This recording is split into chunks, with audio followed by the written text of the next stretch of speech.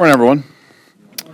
House continues its focus on jobs and the people's priorities, from real entitlement reform to new tools to fight human trafficking. We're getting things done for the American people. That said, if the president would work with us, I think we'd get a lot more done. This week, we passed an energy bill that the president has threatened to veto to protect EPA's power. And we're finalizing a defense bill that the president has threatened to veto to protect his plan to bring terrorists to American soil. On Benghazi, the Select Committee continues its efforts to hold the administration accountable. By refusing to comply with all relevant requests for documents, Secretary Clinton and the State Department are actually prolonging this investigation. And because the State Department, their refusal to comply, the committee has called Secretary Kerry's Chief of Staff to testify next week. Listen, 4 Americans lost their lives in this terrorist attack. Their families and fellow citizens deserve to see all of the facts. It's not too much to ask, nor, frankly, is it too much to expect from our government. On Iran, we've come to learn about 2 secret side deals regarding the regime's nuclear program.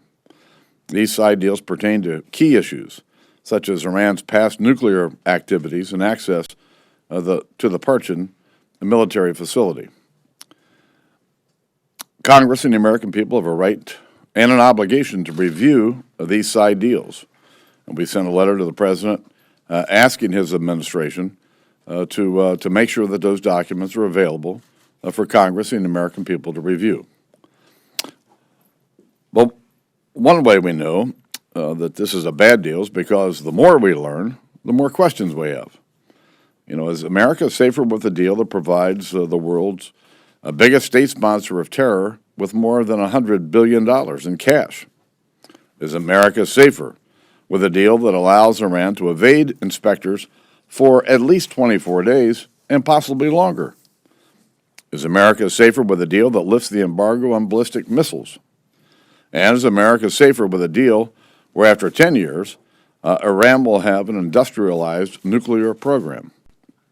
Will America be safer? If it's even a question, I think it's a bad deal. Lastly, the recent shooting of a young woman in California highlights a serious problem in our immigration enforcement system. Because while terrible people do terrible things, this tragedy was preventable. And the fact is, some cities decide to ignore our laws, and not only is that wrong, but it's clearly dangerous as well. The House is acting today to put state and local officials on notice that will no longer allow them to decide how and when to enforce our nation's laws. And I call upon the Obama administration to follow suit. Stop covering up for these sanctuary cities and enforce the laws that are there to protect the American people. Mr. Speaker, so I know you sent your letter to the White House here, but what exactly do you obviously want to see what the documents say here, but that could possibly blow up the deal, number one. Number two, there's a history of other types of pacts where there have been side arrangements which have not been privy to the adjudicating bodies. There is precedent. When you look at the Iran Review Act that the president signed into law, it requires the administration to turn over all of the documents pertaining to the agreement. In my view, that would include these documents as well. Without the support of Democrats, what can you really do to block the Iran deal? Well, I think there's a lot of tools at our disposal, but clearly the first focus is going to be on the review of the deal and a vote that I expect will occur in September. That's the best shot, the best place to get it done. What tools, though, can you use? Because they said they can stop the veto-proof majorities. Well, they think they can. We'll see. Yes, ma'am. By September 30th, the House needs to pass a bill to fund HHS for fiscal year 2016. Will that law, whether it's a standalone appropriations or a CR, fund Planned Parenthood? Listen, the Planned Parenthood issue is under review by 2 of our committees. Listen, I've seen these 2 videos. They're gruesome, and I think they're awful. That's why the Energy and Commerce Committee and Judiciary Committee are doing an investigation. I expect that we will have hearings, And the more we learn, the more it will educate our decisions in the future. Mr. Speaker, House Democrats today are introducing legislation called the Equality Act, which would amend the Civil Rights Act to bar discrimination against LGBT people in all areas of civil rights law. Are you aware of this bill, and would you be open to bringing it up for a vote in the House floor? I've not seen any details on this, but I'll take a look at it. Yes, sir. The Sanctuary Cities bill that's going to be voted on today, some Democrats have taken a calling that the Donald Trump Act. Do you think this is an example of maybe how his candidacy might be distracting from some issues that your party Listen, is we interested in? have a horrible tragedy that was preventable. Cities do not have the right to ignore federal laws that require them to incarcerate people who commit serious felonies.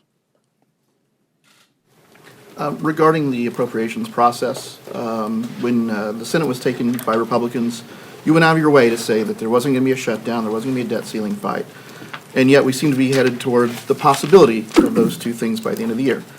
No, we're not. So what are your plans in terms of a CR, for how long and at what levels? Assuming you want to do a We'll see. Based on what you know at this point, are you going to use the appropriations process to gut Planned Parenthood's funding? There's an investigation underway, and I expect that there will be hearings. And as that process develops, we'll make decisions based on the facts. But let's get the facts first. Yes. Thanks, Mr. Speaker. Can you just go back to September 30th, and can you give us any hint of how the appropriation process might be able to avoid a shutdown threat? Well, listen, the Democrats in the Senate have blocked any appropriations from coming to the Senate floor. And while we've done 6 7/8 of our appropriation bills, it's pretty clear, given the number of days we're going to be here in September, that we're going to have to do a CR of some sort. And but no decision has been made about that. We'll deal with it in September when we get back. Yes. Mr. Speaker, did the Republicans do their due diligence on the Iran deal, or have you really opposed this just from the start? Listen, I've voiced my concerns about these discussions for over a year, and I'll just take the administration's own guidelines that they pointed out as they were going into these negotiations, and they violated every one of their own guidelines. I just don't see how this does anything to keep Americans safer. Yes. Should the Senate pass its highway bill, what happens next when it comes to the House? Will the House take it up, or is this going to be kind of like a game of chicken? The House has passed a responsible bill to fund our highway program for the next 5 months.